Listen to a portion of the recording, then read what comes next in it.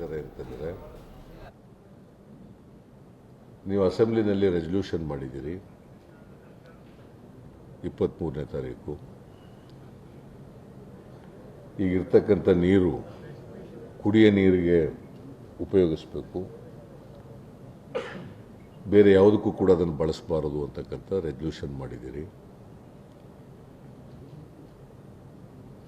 ಹಾಗಾಗಿ ರೆಸಲ್ಯೂಷನ್ ಇರೋದರಿಂದ ನಾಳೆ ಕೇಂದ್ರ ಸರ್ಕಾರ ಇಬ್ಬರೂ ರಾಜ್ಯದ ಮುಖ್ಯಮಂತ್ರಿಗಳನ್ನು ಕರೆದಿರೋದ್ರಿಂದ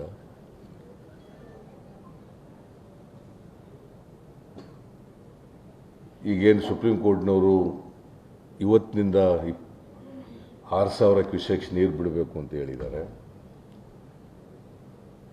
ಅದನ್ನು ನಾಳೆವರೆಗೆ ಮುಂದೂಡೋದು ಒಳ್ಳೆಯದು ಅಂತಕ್ಕಂಥದ್ದನ್ನು ಸಲಹೆ ಕೊಟ್ಟಿದ್ದಾರೆ.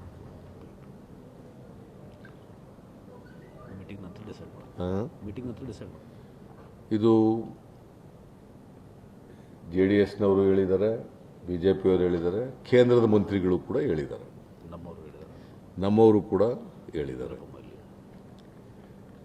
ಅದರಿಂದ ನಾಳೆ ನಾನು ಹೋಗ್ತಾ ಇದ್ದೀನಿ.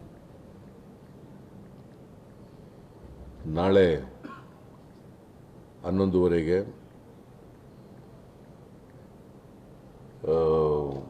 ಉಮಾಭಾರತಿ ಅವರು ಮೀಟಿಂಗ್ ಕರೆದಿದ್ದಾರೆ. ಆ ಸಭೆಗೆ ನಾನು ಹೋಗ್ತಾ ಇದ್ದೀನಿ. ಆ ಸಭೆಯಲ್ಲಿ ಈಗಾಗಿರ್ತಕ್ಕಂಥ ಎಲ್ಲ ಬೆಳವಣಿಗೆಗಳನ್ನು ಕೂಡ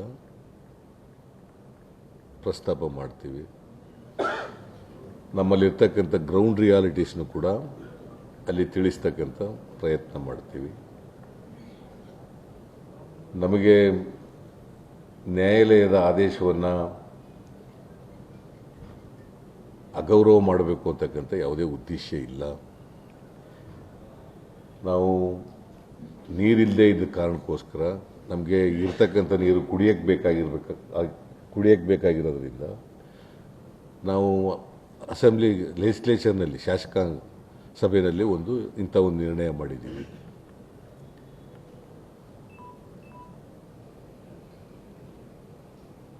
ಅದರಿಂದ ನಾವು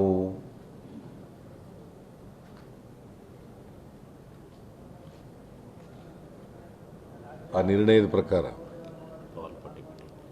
ಮತ್ತು ಆಲ್ ಪಾರ್ಟಿ ಮೀಟಿಂಗ್ನಲ್ಲಿ ಹೇಳಿರ್ತಕ್ಕಂಥ ಸಲಹೆಗಳ ಪ್ರಕಾರ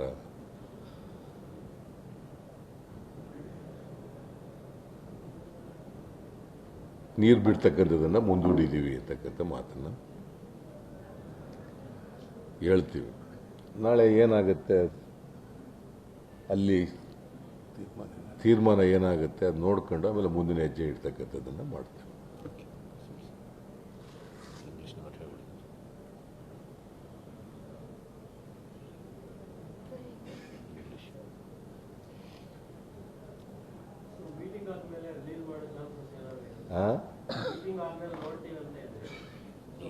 ಅಲ್ಲ, ನಾಳೆ ಏನಾಗುತ್ತೆ ಅಂತ ಗೊತ್ತಿಲ್ವಲ್ಲ.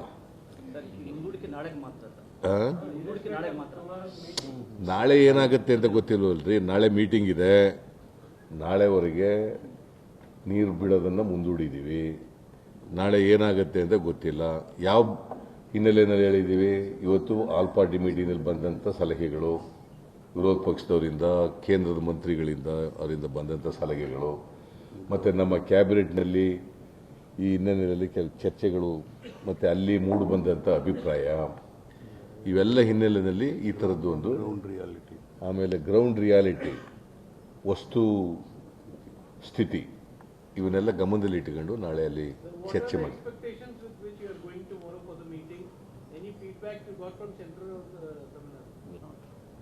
No, there is no feedback so far, but you have been directed by the Supreme Court to attend the meeting tomorrow, and we will explain all our difficulties, the ground realities we are facing, and also the unanimous resolution we have passed in the legislature, Karnataka legislature, and the storage of water in our 4 reservoirs,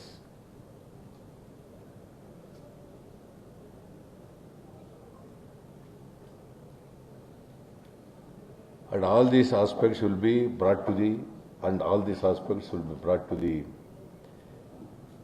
notice of the Government of India and also the notice of the Tamil Nadu government, represented by Chief Minister of Tamil Nadu.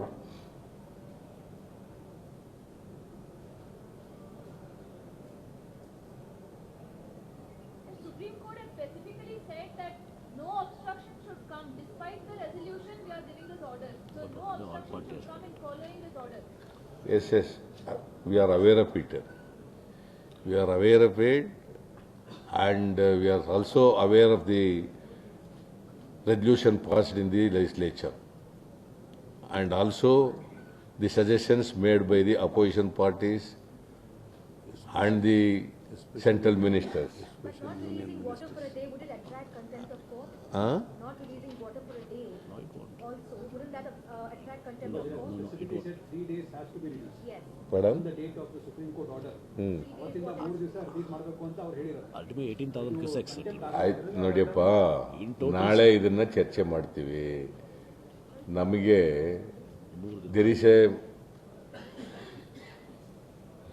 direction by the legislature also. Whatever water in our reservoirs will be reserved for the drinking water purposes, isn't it? That we have to keep it in mind also.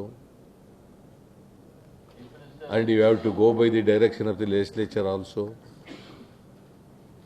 So keeping this also in mind, and also the direction given by the Honorable Supreme Court, we'll discuss tomorrow in the meeting of the Chief Ministers, and afterwards let us see what is going to be, what will be the decision come out